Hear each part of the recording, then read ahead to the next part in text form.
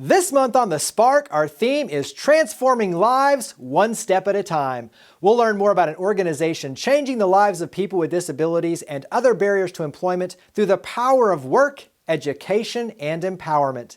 A nonprofit dedicated to nurturing the potential in every child, and the latest advancements in diabetes management from an organization helping to transform the lives of those living with this condition. We'll also share a special moment from our Spark Awards 2022. From our very beginnings in 1954, Lipscomb & Pitts Insurance has been built on the values of customer service, leading with integrity, and supporting our community. We believe in promoting the positives, encouraging engagement, and leading by example to power the good. Lipscomb & Pitts Insurance is honored to be a presenting sponsor of The Spark. Additional funding for The Spark is provided by United Way of the Mid-South, ECUP, the Memphis Zoo, My Town Movers, My Town Roofing, and by Meriton. Have you ever been excited by a new idea? Inspired by watching someone lead by example? When we talk about creating change, we start by sharing the stories of everyday heroes who are making a difference in their own way, so we can learn and do the same. I'm Jeremy Park, and this is The Spark. They're an organization changing the lives of those with disabilities and other barriers to employment through the power of work, education, and empowerment. We're here with Samantha Dowdy, Director of Career and Workforce Development at the Excel Center with Memphis Goodwill, which are celebrating 100 years. So give us some background on Memphis Goodwill and this 100th anniversary. Sure. Thanks, Jeremy, for having me. And yes, we are celebrating 100 years. And guys, we are super jazzed about that. Goodwill was founded here in Memphis in 1923 by a Reverend Edgar J. Helms. And Mr. Helms's mission was to provide supportive services, guidance, and employment opportunities for those individuals facing barriers to employment, education, cultural challenges, you name it. And it is through Mr. Helms's mission that we were fortunate enough to continue that here in Memphis today. So yes, 100 years at Goodwill Memphis. When you think about Memphis Goodwill, you think about the donation centers. Those play a vital role in your efforts. Talk about that in support of the mission. Absolutely. It is through our donated goods services that we are actually able to take what's donated and give it back to those communities. But while also doing that, Jeremy, we're creating jobs for individuals. We're creating a safe haven for those who are experiencing barriers or obstacles where they can go and receive services. So we're taking that and paying it forward and continuing to support that mission through jobs, through training and development, through educational resources, and other philanthropy acts here in the city of Memphis. Carry that into the Excel Center. Indeed, and the Excel Center is so near and dear to me. We have transitioned Mr. Helms's mission from employment into education. There is an absolute need across the United States and actually here in Memphis. Every year we're seeing thousands and thousands of individuals drop out of high school for whatever reason, and we're here. So in 2015, the Excel Center was born. We actually have 30 across the country, but here in Memphis in 2015, we knew there was a need, and we are bringing free high school diploma to individuals who are seeking to return to school. But outside of that, free certification programs, child care services, transportation services, and those life coaching and supportive services here as well. So we are really broadening the gap on education, but also making sure we're continuing that mission. Dive in deeper because you are meeting students where they are. And I think you mentioned the child care, transportation. There's a lot of wraparound support with what you do that creates the success. So dive in a little deeper. Absolutely. And that is our motto. We are meeting the students where they are, but we are actually leveling that up. We're elevating and expanding on that. So through our supportive services and life coaches, our students are able to come in with flexible scheduling, with child care and transportation assistance, with guided steps to change some of those barriers they may have experienced in the traditional path. So you're coming in, we're working with your schedules, we're removing all those barriers that may have caused you to drop out or be deferred the traditional way. It is through my department, Workforce Development, We're giving you those upskilling skills you need, those life skills you need, soft skills you need, and also getting you in front of those employers to land that career, not a job, an absolute career. And again, we're all doing that free of charge at no cost to the students. And we're absolutely taking that and transforming our communities and the workforce here in Memphis. Touch on some of the different certifications. Absolutely. So here at the Excel Center, we offer 18 industry recognized credentials to our current students and graduate students. Some of our most popular are going to be your certified nursing assistant, commercial driver's license CDL program, pharmacy technician, and ServSafe for our future restaurateurs. Give us some statistics or success metrics that put a smile on your face. Oh my God, this past June graduation was one of our largest graduations. And of the 118 students that graduated, more than 80% of those students walked away, Jeremy, with a high school diploma. Okay. They walked away with certifications, job offers making more than minimum wage. And they also walked away with post-secondary admission opportunities. They are completely transforming their lives. This is the real mission. And from the transformation we're doing here at the Excel Center, they're going out there breaking generational curses. They're changing the barriers for their household, and they're changing the workforce here in Memphis. So what we're doing here is building our city, and that's ultimately what we want to do at the Excel Center. So how can the community help and support your efforts? Come out. We love tours. We love giving tours. We love visitors. We have an amazing marketing department. We have a great community engagement department. So come here to the Excel Center. You can actually go out there online at theexcelcentermemphis.org to get more information about our organization and also when the terms are starting. So we welcome partners. We welcome employers who are looking for that pipeline of students that are actually ready for the workforce. You can get that here through the Excel Center. Talk about website, phone number. How else do we connect in and start taking those next steps? Absolutely. So if you are a student out there or you're an individual who wants to partner with us, please go out there to our website at theexcelcentermemphis.org. There's an application portal, there's a donation portal. And for those students who are interested in getting ready to transforming their lives, we have our first term starting again on December the 4th.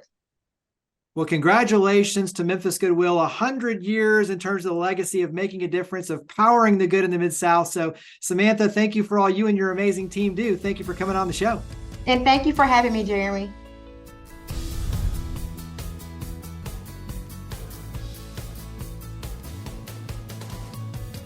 They're a nonprofit dedicated to nurturing the potential in every child. We're here with Rachel Aletta, the executive director with Harwood Center. And let's start. Give us a little bit of history for Harwood Center. Yeah, definitely. So we were founded in 1957. There was a group of men that got together. They had a daughter with cerebral palsy. And back then, a lot of those kids were put in institutions, and they said no. So they founded Harwood Center to offer a new hope and a new path for these kids. So ever since that founding, Harwood's changed multiple times. We now offer intensive early intervention therapy, but that hope is still there. So that is our guiding force and our mission that we continue to this day. Go ahead and dive into the ages, a typical day. Go ahead and dive in. So a lot of the kids we have a diagnosis of autism spectrum disorder. Our kids are around 2 to 6 years old. So it's right before they go into kindergarten, first grade. All of it's one-on-one early intervention therapy. So it's all evidence-based practice, and we build on the kids' strengths. So a child the other day here who wasn't playing with peers just went home and played card games with his dad. So we really work on what really impacts the family and the child to help them have the best life that they can. Talk about playing to the strengths. I think that's an important piece of this, and every child's strength is a little different. So talk about how that works. Yeah, so when they come in, we do assessments and we individually look at all of the great things that these kids have to offer and build on, well, this child isn't talking, but they can wave and they can interact and they can play with other peers. All right, well, let's use that motivation to play with peers to talk. So we have one kid recently that just started talking. So much so that the parents are like, I know I asked you to get him talking, but can you get him to talk less? And that's our goal. So we really meet with the parents. We really try to say what would help you the most, and then assess the kid and be like, what would help the kid the most? Work together as a team. We are a team with the family, with the goal of really offering that hope and that future for them as they go through this process. You yourself are an example when you talk about the specialization, the expertise, the backgrounds, but talk about what it means for your team in terms of expertise. Yeah, so I'm a board certified behavior analyst. So that means I have a master's degree, I'm licensed, I'm certified, I got all the letters that all the parents see and it makes them go cross-eyed. So the staff that work with our kids also have all those letters. And then we also have a speech language pathologist who has his own alphabet soup after his name. And then we also, at our charter where we have a classroom, we have a licensed SPED teacher who also has a bunch of letters. So all of them have master's degrees, they're certified, they have experience, they've been trained, so that we know exactly how to help these kids and help their families in their future. What is it like to be able to see not only the special moments with the children, just like you're talking about, where they start speaking for the first time, but to see the impact on the parents who in many cases might feel lost or helpless, and all of a sudden they feel hopeful and they get to see this transformation, this beautiful blossoming take place right there in front of their own eyes. What is it like for you to experience that through the lens of the child, but really through the lens of the parent as well? I want to help these families see that a diagnosis is it's not an end. It's just a different path. And every employee I have here feels that way. And so when we taught a little kid to say, I love you. And we didn't tell the mother. And she came to pick him up and I was like, go say, I love you. And that was the first time she's ever heard it. And it sounds small, but like, that's life-changing for these families. So that is what we do. We focus on each kid, each family. What is life-changing? What will help you have a better future? And that's what we do. And we do it every single day. And we try to extend our reach to as many families as we can. And that's what my staff are doing in the other room right now. That's amazing. And that leads me to, how can the community help? How can we help you expand your efforts and your impact? Yeah, so we are a nonprofit, so we rely on donations a lot. We just launched, it's actually a brand new t-shirt. So it says we support all kids, because we do. And so if you do a reoccurring donation, we send you a t-shirt so you can really support us.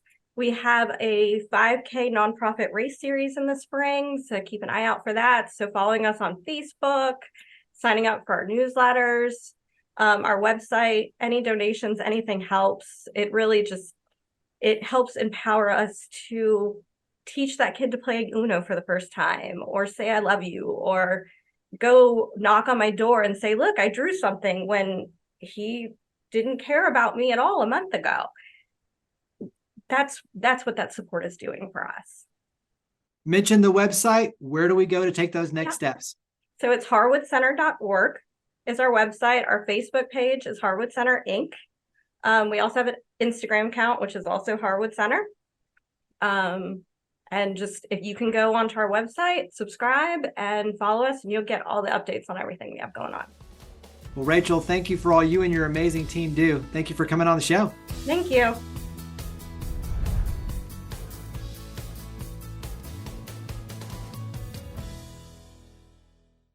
The Spark Awards annually recognize and celebrate individuals and organizations that have made outstanding contributions to the community.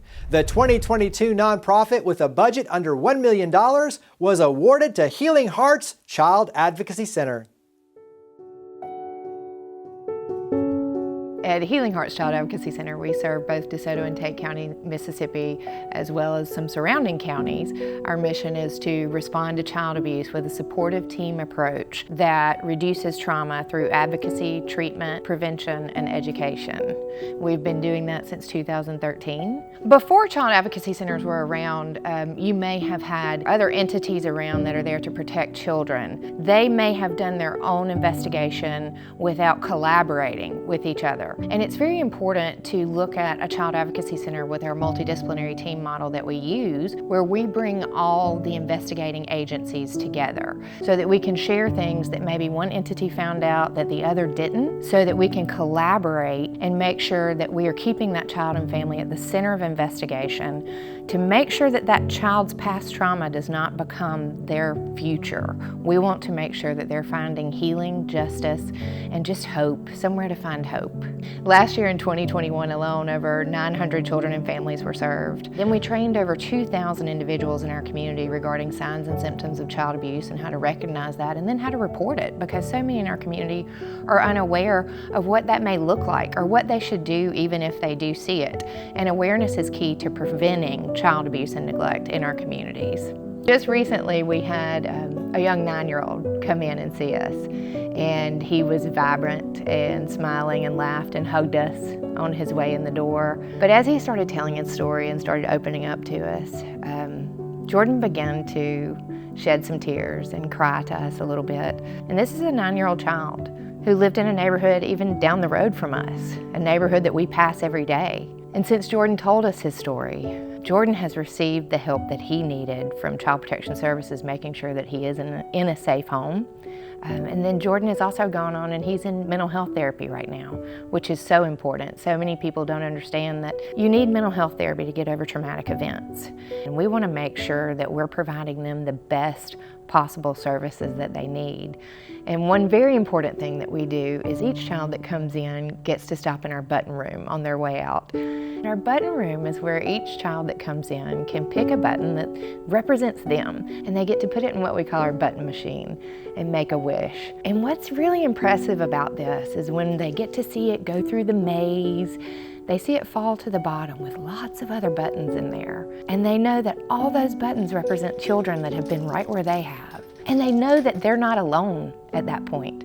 They're not the only ones that have gone through something like this. They know that it's not their fault. They know there's lots of other children who have come in just like them and have received these services and this help that they need. And just going in that room makes me know this is why I'm here. This is why I do this, because you see the numerous amount of buttons from the years from children that have come in, and you go, this is it. Every one of these children have come through here, and they've left just a little bit better after they've come in and seen us.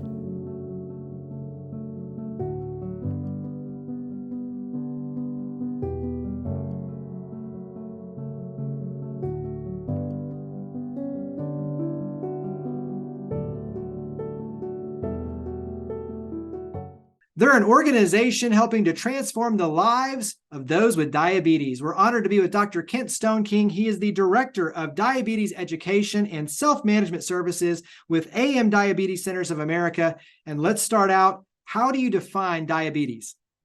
Wow, Jeremy, diabetes is such a big area that we deal with here in the Memphis Mid-South demographic. Diabetes, in its most simple definition, really is an error in metabolism of primarily glucose, but also fat. And those two interplay to provide the body's energy needs. And so we really need to effectively metabolize both to stay on balance. And diabetes, whether it's type 1 or type 2, introduces an imbalance in that regard. When you look at pre-diabetes, how does that play into the equation? Great question. A lot of people have pre-diabetes and don't even know it. In fact, for every person with diabetes out there right now, there are 3 with pre-diabetes, approaching 100 million Americans. And so pre-diabetes is we really look at what's happening in the cells that take up glucose and utilize glucose for energy. The error in those cells is they quit responding to insulin. That's the first step. We call that insulin resistance.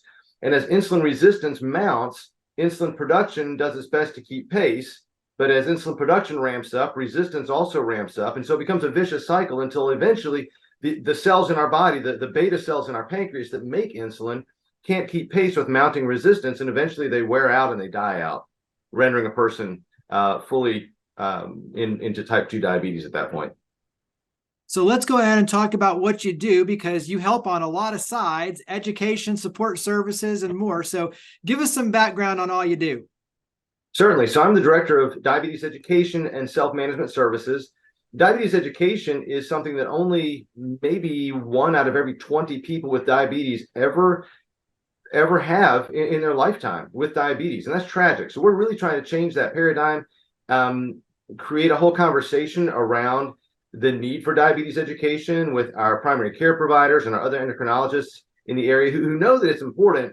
They just don't have the resources in their own offices. And so we say, send them to us just for education. We're not going to steal your patient, but we want to make sure your patient understands all the nuances of diabetes care. And what we found in our own practice, Jeremy, is that when people better understand diabetes, they're better able to take on the responsibilities of caring for their diabetes because they know the meaning and they know the impact in terms of both their short-term and their long-term health.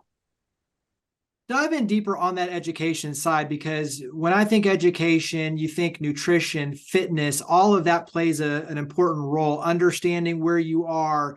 Talk about what education means in your world, though. Absolutely. And I'll just kind of lay a groundwork. There are really 5 things that people need to do in order to well manage diabetes. Others might argue there are more. I've boiled them down to a very simple list of 5. Number 1 is good nutrition. And that's an important component of our educational service. We also have licensed dietitians who are diabetes educators here on staff at AM Diabetes. So we're able to introduce that in our classes with the groups, but then we follow up very quickly with a one-on-one session with our dietitians, carbohydrate counting, meal planning, that kind of thing. So that's number 1. Number 2 is physical activity. We have a fitness center, full-scale fitness center here as part of the diabetes center. And our approach is that you need to be staying physically active to best utilize glucose, to best manage body weight and all those important things that help move metabolism in the right direction. For a non-diabetic person, but certainly people with diabetes need to be physically fit. So we have that base covered, and we introduce that in the education session. The third thing for almost every patient with diabetes is going to be medications. That's kind of my favorite area as a pharmacist. We'll talk about medications and the combinations of medications that really help people address their glucose metabolism needs pre-meal, post-meal, and overnight, everywhere in between. So medications are an important part of that. Number 4 is blood glucose monitoring. And we're all familiar with the finger stick machines. They've been around for decades. Nowadays, the standard of care really is the glucose sensor that someone wears on their body and tracks. Literally every 5 minutes, we're getting a glucose reading that goes to an electronic database, an app on their phone. They can track it very quickly and easily and make sure that they're staying on track. We can track that data as well and help them really dial in and do the fine tuning on great glucose control 24/7. And it makes sense. If you're going to eat right, you're going to bother to exercise, and you're going to take your medications like you should, you want to know if that's doing the job or not. So that's where monitoring comes in. And if on the glucose data we see that things aren't working, then we go back to nutrition, exercise, and meds, and we make the necessary adjustments to get people back on track. So those are the kind of the top 4 things. Then number 5 is education, which undergirds all of it, but really to help people use the diet, the exercise, the meds, the monitoring, to understand how all those interplay and to create a system where those work best for each individual, because no 2 people are alike, including people with diabetes. So we'll bring them in for a group session and really introduce things at a high level, but then work with them on an ongoing basis and drill down one-on-one and help them create a diabetes management plan that is going to work well for them and for their lifestyle. So where do we go to carry these conversations forward and include an upcoming event that's an annual series? Absolutely. So Jeremy, people can find us on the web at www.amdiabetescoa.com. They can email us directly with their information. We can enroll them in classes at education@amdiabetescoa.com. We're all over Instagram and Facebook. But the special event coming up will be November the 18th, Saturday morning. Is the annual Sugar Run 5K that we sponsor. People can enroll and find out more on Instagram at Team Sugar Run 5K, Facebook at Sugar Run 5K, or on the web at sugarrun5kclassic.com. And if they miss us this year, we do this every year. It's a 5K. It benefits the Juvenile Diabetes Research Foundation. So we're helping kids with diabetes through the funds that we raise. Well, Dr. Kent Stoneking, thank you for all you and your amazing team do. Thank you for coming on the show. Thank you, Jeremy. It's a pleasure.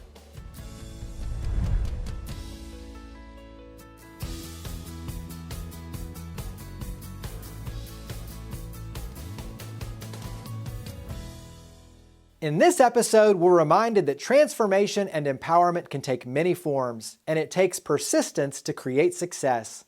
Whether it's through career development, early childhood intervention, or managing chronic health conditions, each of our guests demonstrated that change is possible and achievable. As Memphis Goodwill celebrates its 100th anniversary, they've created a legacy of changing the lives of people with disabilities and other barriers to employment through the power of work, education, and empowerment. The Excel Center is serving as a beacon of hope for individuals seeking to further their education and earning potential as they meet students where they are and help them achieve their dreams. Harwood Center is nurturing the potential in every child, and their early childhood intervention services for children with developmental challenges and their families is transforming lives. And AM Diabetes Centers of America is empowering individuals living with diabetes to take control of their health and well-being and helping them transform their lives through education and support services.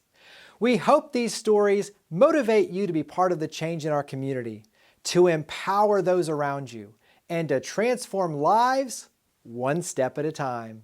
Every small step we take can spark positive change in our communities. To learn more about each of the guests, to watch past episodes, and to share your stories of others leading by example, visit WKNO.org and click on the link for the Spark. We look forward to seeing you next month, and we hope that you'll continue joining with us to create a spark for the Mid-South. From our very beginnings in 1954, Lipscomb & Pitts Insurance has been built on the values of customer service, leading with integrity, and supporting our community. We believe in promoting the positives, encouraging engagement, and leading by example to power the good. Lipscomb & Pitts Insurance is honored to be a presenting sponsor of The Spark.